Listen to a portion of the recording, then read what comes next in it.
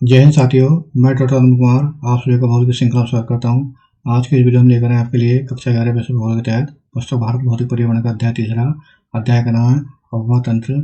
और आज की इस वीडियो के माध्यम से आप जानेंगे अफवाह तंत्र के बारे में, जानेंगे भारतीय अफवाह तंत्र और मुख्य अफवाह प्रतिरूप। तो आइए शुरुआत करते हैं आज की इस वीडियो की। सबसे पहले नजर डाल लेते हैं अफवाह तंत्र क्या होता है। इससे पहले जान लेते हैं कि अफवाह होता क्या है। निश्चित वाहिकाओं जैसे कि नदियां, नाले आदि के माध्यम से हो रहे जल प्रवाह को अफवाह कहते हैं। अफवाह तंत्र वाहिकाओं के जाल को अफवाह तंत्र कहा जाता है। यानी जब ये वाहिकाएं होती है जैसे नदियां, नाले आदि जो होती हैं और इनके द्वारा जो बनाया गया जाल होता है उसे अफवाह तंत्र कहा जाता है। किसी क्षेत्र का अफवाह तंत्र वहां की भूवैज्ञानिक समय अवधि, चट्टानों की प्रकृति और संरचना, स्थलाकृति, ढाल, बहते हुए जल की मात्रा और बहाव की अवधि का परिणाम होता है। जलग्रहण क्षेत्र यानी कैचमेंट एरिया, जब कोई नदी विशिष्ट क्षेत्र से अपना जल बहाकर लाती है उसे जलग्रहण क्षेत्र कहा जाता है। अफवाह द्रोणी क्या होती है? यानी जब कोई नदी या उसकी सहायक नदियों द्वारा जो अफवाही क्षेत्र होता है उसे अफवाह द्रोणी कहते हैं। यानी इसमें मुख्य नदी और उसकी सहायक नदियों द्वारा अफवाही क्षेत्र को शामिल किया जाता है अफवाह द्रोणी में। जल विभाजक यानी इसके अंतर्गत एक अफवाह द्रोणी को दूसरे से अलग करने वाली सीमा को जल विभाजक या जल समर कहते हैं।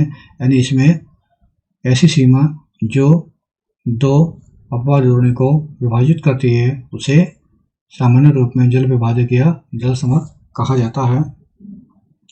बड़ी नदियों के जलग्रहण क्षेत्र को, जब कोई बड़ी नदी है और उसका जो जलग्रहण क्षेत्र है उसे नदी द्रोणी कहते हैं, जबकि छोटी नदियों और नालों द्वारा अफवाही क्षेत्र को जल समर यानी वाटरशेड या जल समर कहा जाता है।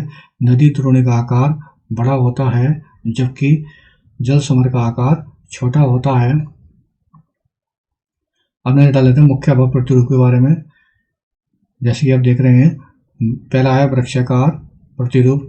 यानी इसके अंतर्गत जो अफवाह का प्रतिरूप है वह पेड़ की शाखाओं के अनुरूप होता है। जैसे कि उत्तरी मैदान में जो नदियां अफवाह प्रतिरूप बनाती हैं वह मुख्य रूप से वृक्षाकार प्रतिरूप ही होता है। अगला है अरीय प्रतिरूप यानी रेडियल पैटर्न। यानी इसमें नदियां किसी पर्वत शिखर से निकलकर सभी दिशाओं में बहती हैं। जैसे कि अमरकंटक पर्वत श्रृंखला से निकलने वाली नर्मदा और सोन नदी विपरीत दिशा में बहती है। यानी नर्मदा नदी मुख्य रूप से पश्चिम की ओर बहती है और सोन नदी वहां से उत्पत्ति होकर उसकी वह पूर्व दिशा की ओर बहती है। इस तरह से ये अरीय प्रतिरूप का निर्माण करते हैं। और तीसरा है जालीनुमा प्रतिरूप। इसमें मुख्य नदियां एक दूसरे के समांतर बहती हैं तथा सहायक नदियां उनमें समकोण पर मिलती हैं। मुख्य नदी तो समांतर बहेंगी और जबकि जो उनकी सहायक नदियां उनसे समकोण पर मिलेंगी। अगला अभिकेंद्रीय प्रतिरूप। इसमें सभी दिशाओं से नदियां बहकर किसी झील या गर्त में विसर्जित करती हैं। यानी इसमें नदियां जो मुख्य रूप से सभी दिशाओं से बहकर आती हैं और अपने जल को झील या किसी गर्त में विसर्जित करती हैं। तो इस तरह का जो अफवाह प्रतिरूप होगा वह अभिकेंद्रीय प्रतिरूप यानी सेंट्रीपेटल पैटर्न कहलाता है। अब नजर डालते हैं भारतीय अफवाह तंत्र के बारे में। भारतीय अफवाह तंत्र को विभिन्न आधारों पर वर्गीकृत किया जा सकता है। यानी इसके वर्गीकरण के कई आधार हैं। यहाँ मुख्य रूप से निम्न आधार ये हैं। पहला है समुद्री जल का विसर्जन के आधार पर। यानी मुख्य रूप से पहले जो भारतीय नदियों के अफवाह तंत्र को समुद्र के जल विसर्जन के आधार पर वर्गीकृत किया जा सकता है। और दूसरा है जल समर क्षेत्र के आकार के आधार पर, यानी उनका जो जल समर क्षेत्र है वह कितना है, कितना बड़ा है, उसके आधार पर उसे वर्गीकृत किया जाता है। और तीसरा है उद्गम के प्रकार, प्रकृति और विशेषताओं के आधार पर। और संक्षेप में इनके बारे में जान लेते हैं।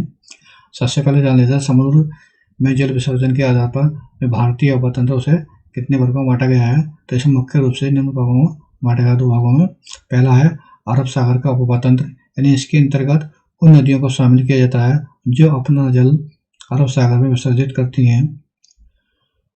और दूसरा है बंगाली खाड़ी का अफवाह तंत्र। इसके अंतर्गत उन नदियों के जल को अफवाह तंत्र को शामिल किया जाता है जिनका जल बंगाल की खाड़ी में विसर्जित होता है। आगे देखते हैं। यानी कुल अफवाह क्षेत्र का लगभग 77% भाग यानी 77% भाग जिसमें गंगा, ब्रह्मपुत्र, महानदी, कृष्णा आदि नदियां शामिल हैं बंगाल की खाड़ी में अपना जल विसर्जित करती हैं। यानी 77% जो जल है लगभग अफवाह क्षेत्र का वह बंगाली खाड़ी में विसर्जित होता है। और मुख्य नदियों में है गंगा, ब्रह्मपुत्र, महानदी, कृष्णा आदि जो नदियां ये हैं। इसके अलावा जो 23% क्षेत्र है अफवाह का वह मुख्य रूप से सिंधु, नर्मदा, ताप्ती, माही और पेरियर ये मुख्य नदियां हैं जो अपना जल मुख्य रूप से अरब सागर में गिराती हैं। इस तरह से समुद्र में जल विसर्जन के आधार पर जो अफवाह तंत्र के जो वर्गीकरण है वो 2 वर्गों में आ गया, अरब सागर का अफवाह तंत्र और बंगाली खाड़ी का अफवाह तंत्र। अब देख लेते हैं जल समर क्षेत्र के आधार पर अफवाह तंत्र को कितने वर्गों में बांट सकते हैं। इसे मुख्य रूप से 3 वर्गों में बांटा जा सकता है, जैसे कि मुख्य नदी द्रोणी, दूसरा मध्यम नदी द्रोणी, तीसरा लघु नदी द्रोणी। मुख्य नदी द्रोणी के अंतर्गत अफवाह क्षेत्र मुख्य रूप से 20,000 वर्ग किलोमीटर से अधिक होता है। इसमें मुख्य रूप से 14 नदी द्रोणी शामिल हैं, यानी मुख्य नदी द्रोणी है उसमें 14 नदी द्रोणी शामिल हैं, जिसमें गंगा, ब्रह्मपुत्र, कृष्णा, ताप्ती, नर्मदा, माही, पेनार, साबरमती, बाराक आदि ये मुख्य नदियां हैं जो प्रमुख नदी द्रोणी के अंतर्गत आती हैं। यानी इनका जो अफवाह क्षेत्र है 20,000 वर्ग किलोमीटर से अधिक होता है। अगला मध्यम नदी द्रोणी, इसका जो अफवाह क्षेत्र है वह 2,000 से लेकर 20,000 वर्ग किलोमीटर के मध्य पाया जाता है। और इसकी जो मुख्य नदी द्रोणियां हैं वह 44 हैं। इसमें मुख्य नदियां हैं कालिंदी, पेरियर, मेघना आदि इनकी मुख्य नदियां हैं। आगे देख लेते हैं लघु नदी द्रोणी के बारे में। इसका जो अफवाह क्षेत्र है वह 2,000 वर्ग किलोमीटर से कम होता है। इसमें न्यून वर्षा क्षेत्रों में बहने वाली बहुत सी नदियां इसके अंतर्गत शामिल की जाती हैं। अगला है उद्गम के प्रकार, प्रकृति एवं विशेषताओं के आधार पर जो अफवाह तंत्र है उसका वर्गीकरण इस प्रकार है। पहला है हिमालयी अफवाह तंत्र।